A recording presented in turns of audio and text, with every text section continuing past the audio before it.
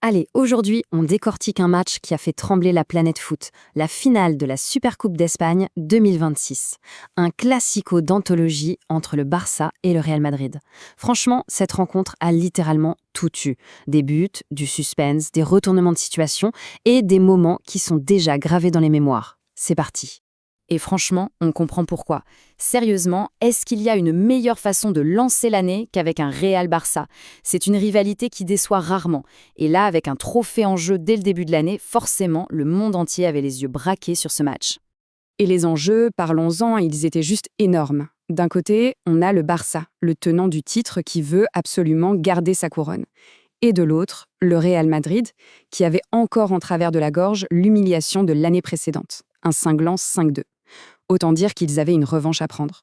L'ambiance était électrique, bien avant le coup d'envoi.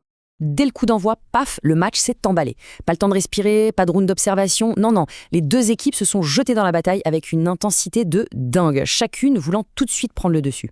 Le ton a été donné d'entrée 1. Vinicius passe à 2 doigts d'ouvrir le score pour le Real. Tout de suite après, le jeu se durcit, ça commence à tacler, les premières tensions apparaissent, et dans la foulée, c'est Rafinha qui rate l'immanquable pour le Barça. Déjà, on sentait que ça pouvait basculer à tout moment. Et alors qu'on se disait, bon, ça va peut-être se calmer un peu avant la pause, eh bien pas du tout. Le match a basculé dans une autre dimension. Accrochez-vous bien parce que les 10 dernières minutes de cette première période ont été complètement folles. Mais regardez-moi cette séquence, c'est juste dingue, 4 buts en à peine 10 minutes. D'abord, Rafinha qui se rattrape et ouvre le score, puis Vinicius qui lui répond avec un exploit personnel. On se dit, c'est bon, le Barça va rentrer au vestiaire avec l'avantage grâce à Lewandowski, eh ben non, Gonzalo Garcia arrache l'égalisation à la dernière seconde. Un va-et-vient incroyable. Allez, petit arrêt sur image sur ce but de Vinicius, parce que c'est un pur bijou, un exploit individuel. Le petit pont sur Koundé, l'accélération foudroyante et la finition clinique, pleine de sang-froid. C'est le genre de but qui réveille une équipe et qui a totalement relancé le Real. Mais attention, la réponse du Barça, elle est pas mal non plus. Cette passe de Pedri, un véritable caviar millimétré. Et derrière, la finition de Robert Lewandowski, cet extérieur du pied, c'est de l'art. Le ballon qui lèche le poteau et qui rentre.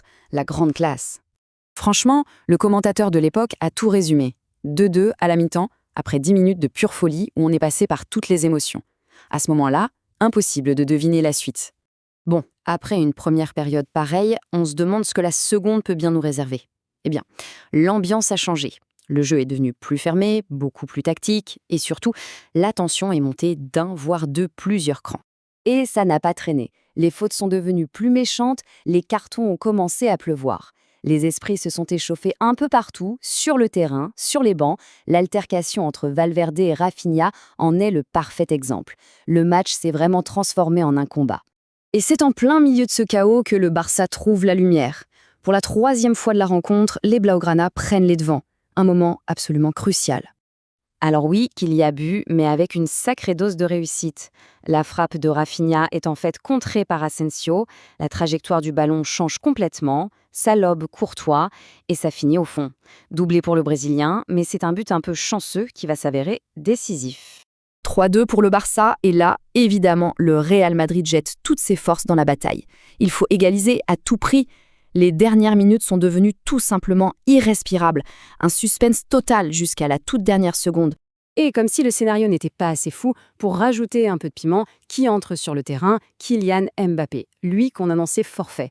Sa simple présence a suffi à changer toute la dynamique et à redonner un espoir immense aux supporters du Real. Et son impact, il est immédiat. Sur une de ses premières accélérations, il prend tout le monde de vitesse, il récupère le ballon et Frenkie de Jong est obligé de faire la faute pour l'arrêter. Une faute qui va coûter très très cher au capitaine du Barça. Quand on revoit l'action au ralenti, il n'y a pas photo. Le tacle est dangereux, le pied est très haut, les crampons directement sur le tibia de Mbappé, le carton rouge est logique, indiscutable.